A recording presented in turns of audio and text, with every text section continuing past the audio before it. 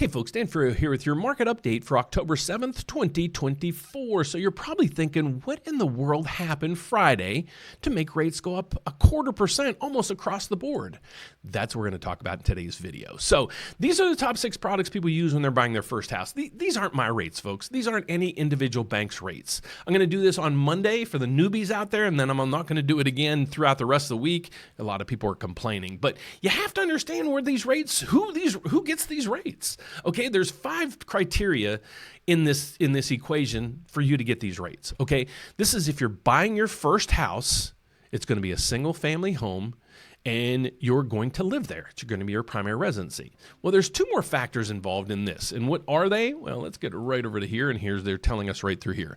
These people have a loan at 75%, so that means they're putting down 25%, and they have a 780 credit score. So if that's you, then that's most likely your rate, and that's what you're going to get. But if that's not you, I'm going to give you all my information at the end of this video so you can check out and find out what rate you qualify for. So let's get to it. What happened Friday? Well, it was this. U.S. economy adds 254,000 jobs in September. So you might be thinking, okay, that's good news, isn't it? Well, let's take a look at our economy right now. So if you look at our overall economy, here's what you're seeing. Okay, give me down below. Let me know if you give the economy a thumbs up or a thumbs down, just based on this criteria here. Nothing that you know, but just based on the criteria here. So let's get over to it. The first thing we want to see is the federal funds rate. We know what that is, basically right through here. This is the Chicago Mercantile Exchange. I'll get to that in a second, but right now the federal funds rate is 4.75 to 5%. This is the rate the Federal Reserve controls. Okay. The next piece of the puzzle is inflation. Inflation is right now at 2.2. Well, the Fed wants it and the government wants it at 2%. So we're pretty much right there. Where were we previously? We're at 9%. So we're way down from where we were there. The next thing is the unemployment rate. Well, the unemployment rate was ticking up. Now it's ticking down. So here's the unemployment rate. It's 4.1. It is over there. But if you go historically, it's not that bad. And then right behind me is GDP, how much production our economy gets. And if you see this right through here, the number's 3 right now. If you go back in time, 3 is pretty much an average number right through here. And we're not way up and we're not way down. So the overall economy isn't so bad. So why Friday, when the jobs report came out and said, everything just went to hell in a handbasket?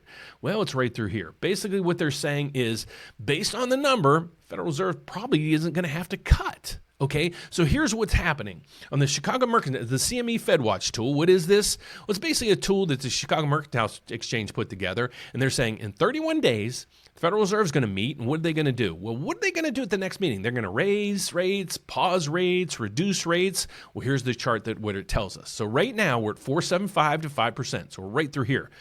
This number wasn't even here. This column wasn't even here last week.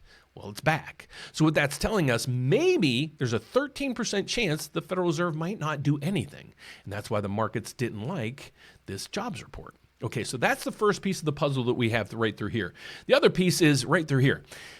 People, what the Federal Reserve or the federal government's looking at, they're saying if we have less people working, they won't have as much money to go out and spend and push up the prices of everything. Because what happened during COVID is people had too much money. And if you dispute what I'm saying, is let's go over to the M2 money supply. This is from the federal government telling us how much money people have in disposable income. That's how much money me and you have in savings, checking accounts, money market accounts, kind of short-term investments. If you go through here, look, here's the chart. I can go back. Let me get my head out of the way because this is intriguing for somebody that's never watched this. So if you go back through here, here's how much money people have had in the bank since the 1960s. Okay, so people would work and they'd save, they'd try to make a better life for themselves and their families, and they'd save. Then all of a sudden, right through here, what happened in 2019, 2020? What happened during those times? Well, it was COVID. All right, so here's the disposable income. It went right through here. Here was the average that we picked up on, and then all of a sudden, what happened? Wham! It went all the way up to here. It was previously at 16, and then it went to 21. So a huge move. Well, what happened during this time? A few things, and many things that you probably didn't even realize. Okay, so if you had a student loan, you didn't have to pay it. And a lot of you guys probably realize that. However, if you owned a home, where you had a home and it was financed by Fannie Mae or Freddie Mac, probably 80% of the mortgages out there are, you didn't have to make a mortgage payment. So think about it. You didn't have to make a house payment.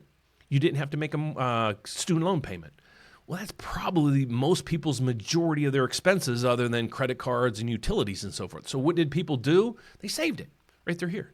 So that's why this mark went from down there all the way up to here. These are government numbers, folks. And I know a lot of people are going to say, well, these numbers are lying, but this is our government numbers. So that's the concern of the Fed. They just don't want tons and tons of people working, making more and more money, and thus they're going to have a bigger fight on inflation. Okay, so that's what we're seeing right now in that avenue. Right now, so far on the bond market, we have the MBSs are down 26. So that means mortgage rates are going to continue to increase again today. So the only news we have out today on our economic calendar is we have Bowman. He sits on the Federal Reserve. So we have Federal Reserve member Bowman speaking, Kashkarian speaking, Bostic speaking, and Muslim speaking. Now, Muslim isn't really a dove or a hawk. And here's what I mean. You have to pay attention to which one of these are talking. And here's why. If you go to the chart, you got to figure out, are they a dove or a hawk? Okay, so let me explain. If you're a hawk, you're always thinking that rates need to go up. So we have to, if you have all these hawks talking to mainstream media on a single day, well, the market's probably going to say, well, we're probably going to have to raise rates. But are they doves? Meaning a dove always says, well, there's always an opportunity to reduce rates. So let's check and see if the Federal Reserve members that are speaking today are doves or hawks, because it's going to play a huge role in this.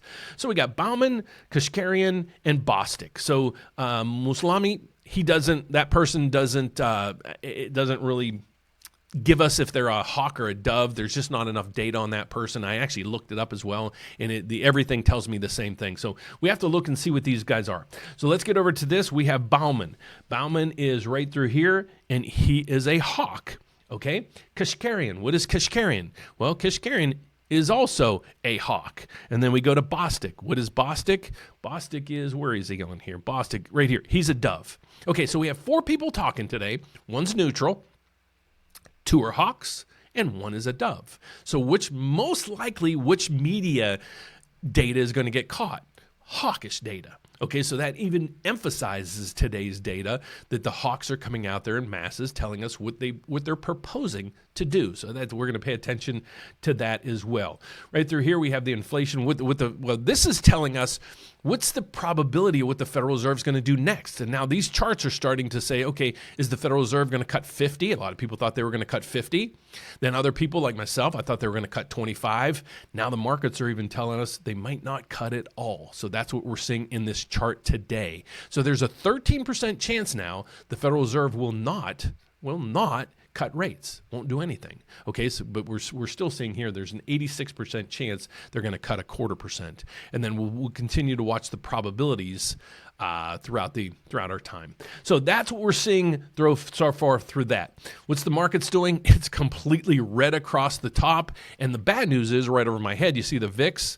It's starting to raise too. The VIX basically is how anxious are the markets? So if the markets are really anxious, any data is going to make it crumble.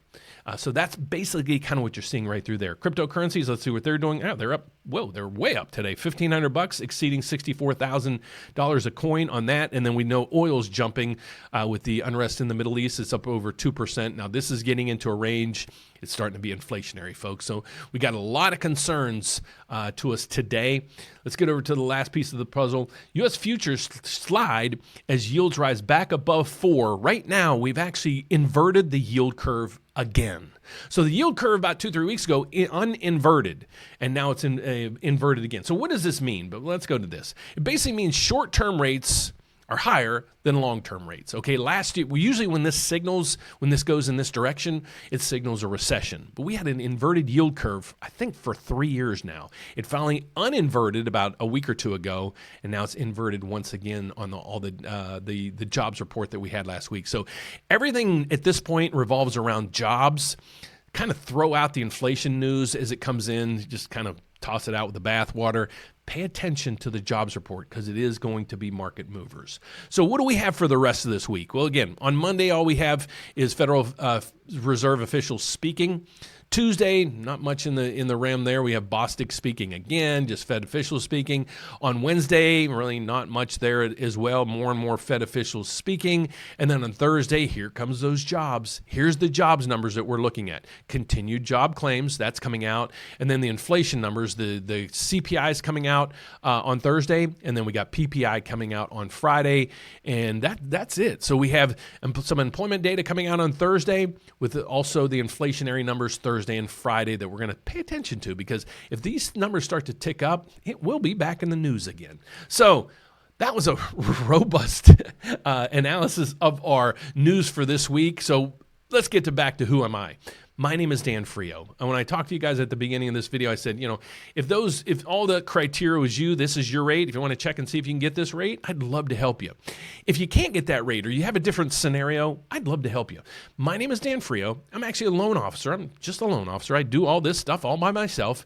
And I'm also licensed. And the good news is, if you want to work with me, I'm licensed all over the country as well as Puerto Rico. So I'm licensed in all 50 states. So there's no reason why you shouldn't be at least reaching out to us to get a quote or get some assistance.